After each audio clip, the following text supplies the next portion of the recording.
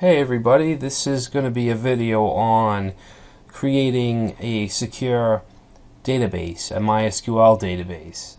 And we're in cPanel, so everything's pretty easy when using cPanel. If you're using some kind of other, maybe a custom hosting control panel, just look around and you should find some kind of database tools that will allow you to create a database and a database user, and then link the user to the database.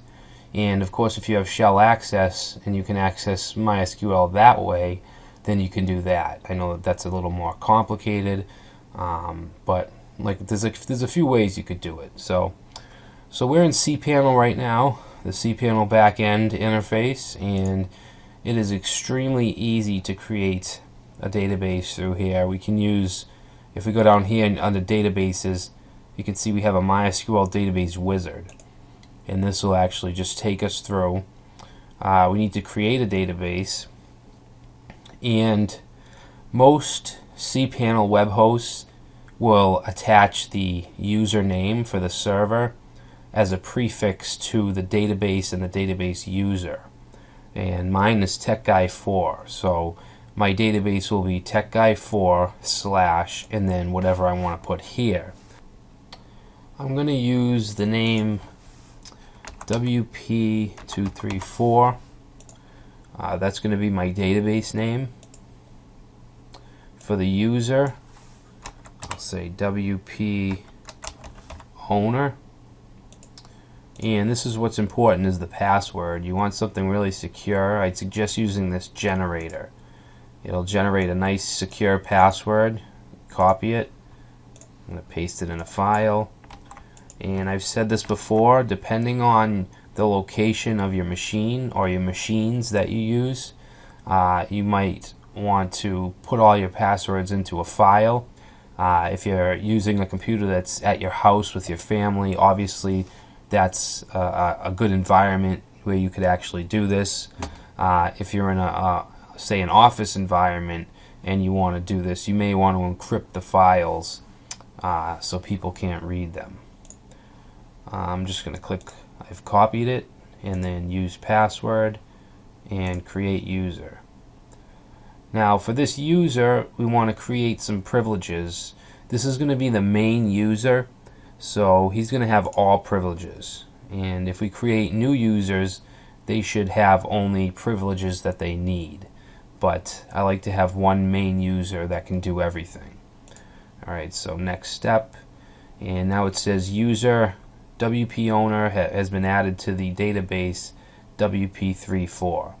And again, the TechGuy4 is just my username that they tag on to as a prefix. So we do have to use this entire thing as opposed to just using this part.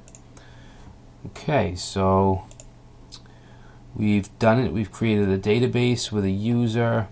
If we go to MySQL databases, we should see that right here, and then the users are right here.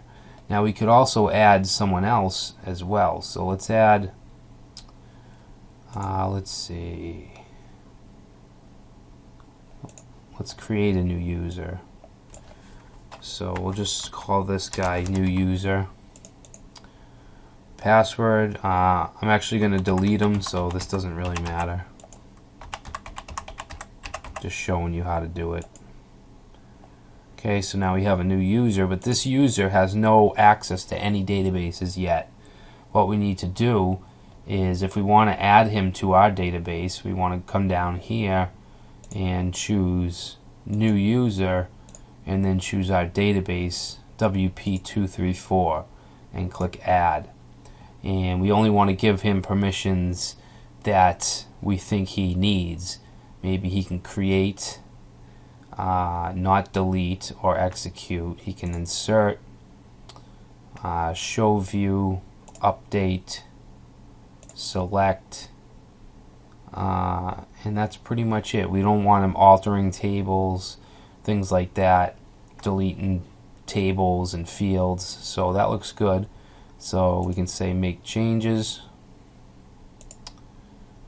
And now if we scroll down, you can see we have two users for this database.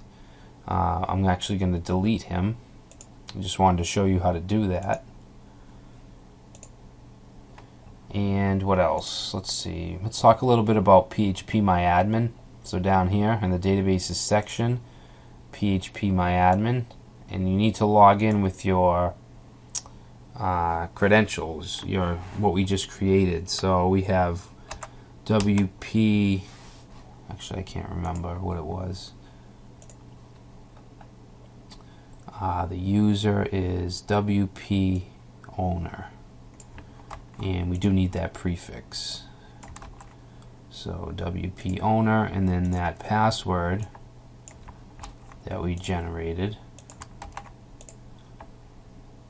So now we can log into phpMyAdmin, and over here you can see our database. You can disregard this information schema. This is our database right here. If I click on it, there's no table found in the database. That's because we're using this to install WordPress, which we haven't done yet. Once we go to install WordPress, it'll create all the tables that we need. And we can do different things. We can run SQL commands. We can run queries. We can export the entire database. I guess there's no tables found, so we can't do that. Import, we can import files, just upload the SQL file.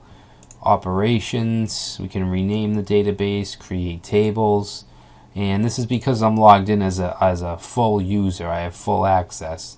If the other guy logged in, he wouldn't get all these options. So it's good just to give people the options that they absolutely need, and have one account that has all privileges, just in case someone gets locked out or something like that. Alright, so that's really it. We have a database ready to install WordPress on, which we'll be getting into in the next section, and we'll install it, and we'll also go over some of the security precautions that we can take to just make it a safer site and a safer install.